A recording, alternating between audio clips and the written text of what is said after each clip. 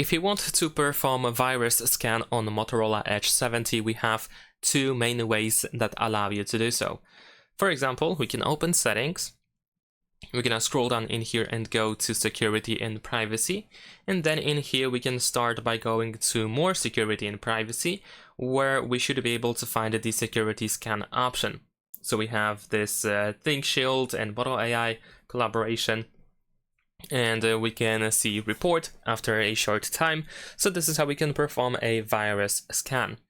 And we also have some tips, like essential protection tips, that you can of course use on your phone. But of course you don't have to. So this is the one way. The other way is to simply go to App Security in Security and Privacy Settings, and over here we have Google Play Protect, which can also be used in order to scan your apps and search for malware. And that's it. Thanks for watching, leave a like and subscribe.